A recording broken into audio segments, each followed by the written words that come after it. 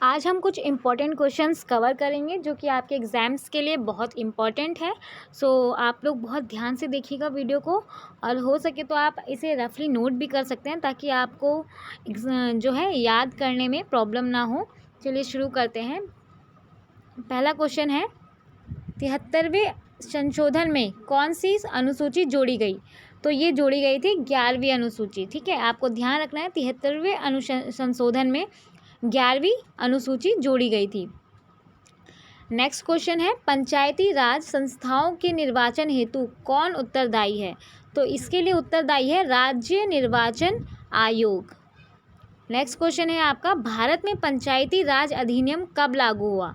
तो ये लागू हुआ था 25 अप्रैल 1993 में। भारत में पंचायती राज अधिनियम जो है 25 अप्रैल 1993 में लागू हुआ था। अगला क्वेश्चन है आपका, सर्वप्रथम पंचायती राज व्यवस्था कहाँ लागू की गई? तो ये लागू की गई थी नागौर जिला में, जो कि राजस्थान में है, और ये लागू हुई थी 1959 में, यानी कि 1959 में जो है ये लागू की गई थी पहली बार। नेक्स्ट क्वेश्चन है आपका, देश के सामाजिक व सांस्कृतिक उत्थान के लिए कौन सा कार्यक्रम चलाया गया? तो ये चलाया गया था सामुदायिक विकास कार्यक्रम। अगला क्वेश्चन देखेंगे, भारत में सामुदायिक विकास कार्यक्रम कब आरंभ हुआ? तो ये आरंभ हुआ था 2 अक्टूबर 1952 में। नेक्स्ट क्वेश्चन देखेंगे, किसकी सिफारिश पर भारत में पंचायती राज व्यवस्था की स्थापना की गई? तो जो है पंचायती राज की जो सिफारिश की थी बलवंत राय मेहता समिति ने, इन्होंने ही सिफारिश की थी, और इनकी सिफारिश पे जो है पंचायती राज व्यवस्था शुरू हुई थी। नेक्स्ट देखेंगे,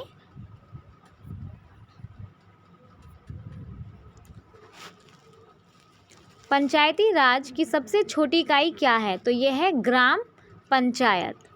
पंचायती राज संस्थाएं निधि हेतु किस पर निर्भर है? तो ये है सरकारी अनुदान पर निर्भर है। सामुदायिक विकास कार्यक्रम किस समिति की सिफारिश पर प्रारंभ किया गया? तो ये किया गया था KM मुंशी समिति के सिफारिश पर। अगला क्वेश्चन देखेंगे, ग्राम पंचायतों की आय का स्रोत क्या है? तो आपका आंसर है मेला व बाजार कर। जो है ग्राम पंचायतों में उस टाइम आय का स्रोत क्या था? मेला और बाजार में जो कर लगता था वो। अगला क्वेश्चन देखेंगे, किस राज्य में पंचायती राज प्रणाली नहीं है? तो ये है अरुणाचल प्रदेश, मेघालय और मिजोरम। इन 3 राज्यों में जो है पंचायती राज प्रणाली नहीं है। पंचायती राज प्रणाली में ग्राम पंचायत का गठन किस स्तर पर होता है? तो ये होता है ग्राम स्तर पर। अगला क्वेश्चन देखेंगे, पंचायती राज संस्था का कार्यकाल कितना होता है? तो ये होता है 5 वर्ष। पंचायती राज संस्था का कार्यकाल होता है 5 वर्ष। अगला क्वेश्चन है आपका, त्रिस्तरीय पंचायती राज व्यवस्था में कौन कौन से स्तर होते हैं? तो ये होते हैं जो 3 स्तर की पंचायती राज होती है। क्वेश्चन पूछ रहे हैं 3 स्तर की जो पंचायती राज होती है उसमें कौन कौन से स्तर होते हैं, उनके नाम बताने हैं आपको। तो पहला होता है ग्राम पंचायत, फिर होता है आपका पंचायत समिति, फिर होता है आपका जिला पंचायत। तो ये 3 पंचायती राज व्यवस्था में 3 स्तर होते हैं। अगला क्वेश्चन है आपका, पंचायती राज व्यवस्था को 2 स्तर पर रखने की सिफारिश किस समिति ने की थी? तो ये की थी अशोक मेहता समिति ने जो है सिफारिश की थी कि पंचायती राज व्यवस्था को सिर्फ 2 स्तर पर रखा जाए। अगला क्वेश्चन है आपका, यदि पंचायत को भंग किया जाता तो पुनः निर्वाचन कितने समय के अंदर आवश्यक है? तो ये आपको ध्यान रखना है 6 माह के अंदर जो है ये आवश्यक है। जब अगर पंचायत को भंग किया जाता है तो ये पुनः इसके निर्वाचन के लिए जो है 6 माह का समय दिया जाता है। नेक्स्ट क्वेश्चन है आपका, 73वें संविधान संशोधन में पंचायती राज संस्थाओं के लिए किस प्रकार के चुनाव को रखा गया? तो ये रखा गया था प्रत्यक्ष एवं गुप्त मतदान। नेक्स्ट क्वेश्चन, पंचायत चुनाव के लिए उम्मीदवार की आयु कितनी होनी चाहिए? तो ये होनी चाहिए आपकी 21 वर्ष। पंचायती राज चुनाव के लिए जो है आपकी सीमा रखी गई है, समय सीमा रखी गई है 21 वर्ष। नेक्स्ट क्वेश्चन देखेंगे, किस संशोधन में महिलाओं के लिए ग्राम पंचायत में 1/3 सीट आरक्षित की गई है? तो ये है 73वें संविधान संशोधन में जो है महिलाओं के लिए ग्राम पंचायत में 1/3 सीट आरक्षित है, मतलब रिजर्व्ड है।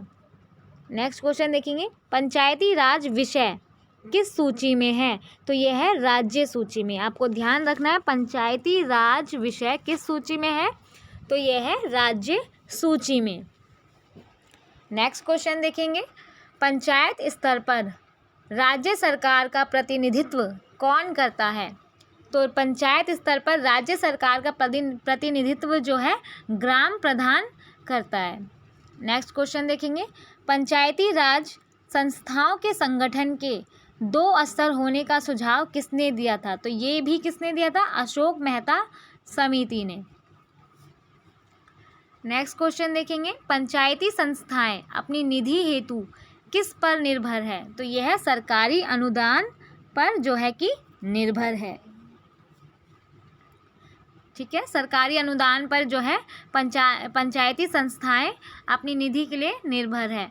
नेक्स्ट क्वेश्चन देखेंगे, पंचायती राज मंत्री बनाने की सिफारिश किसने की थी? तो ये भी किसने की थी? अशोक मेहता समिति ने।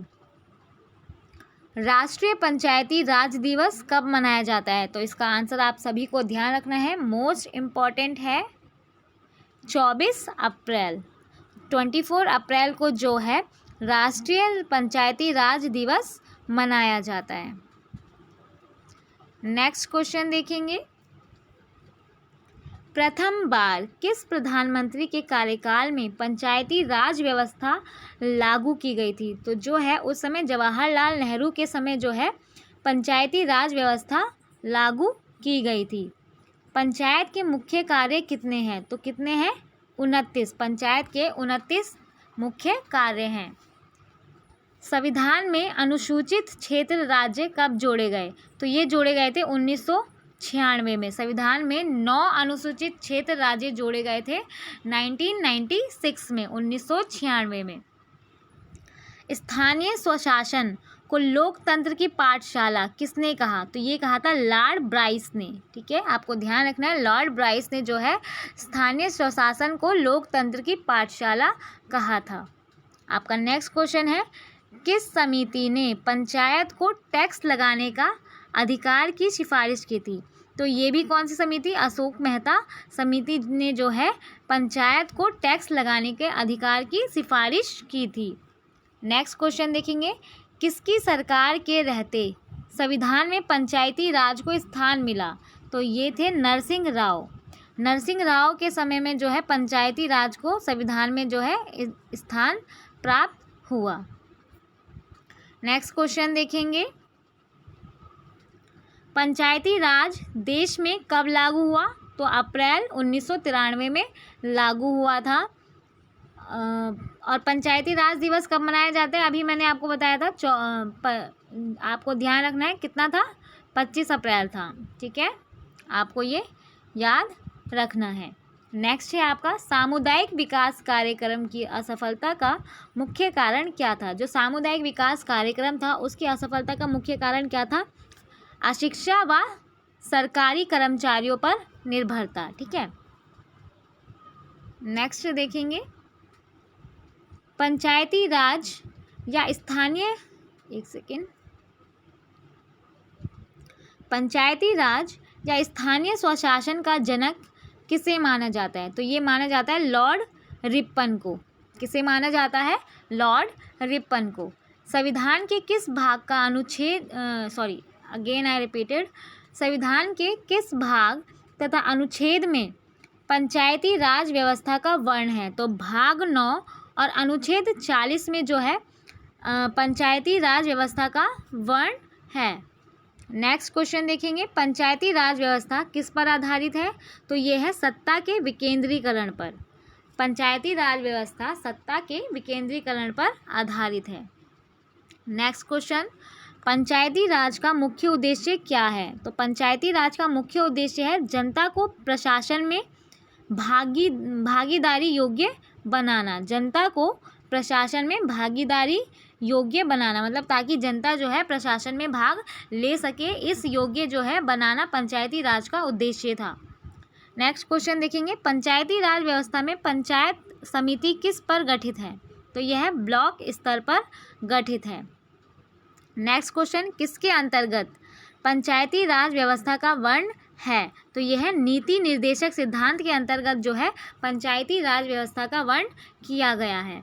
और हमारी इस वीडियो का लास्ट क्वेश्चन है, किस संशोधन द्वारा पंचायती राज संस्थाओं को संवैधानिक दर्जा दिया गया? तो ये था 73वां संशोधन।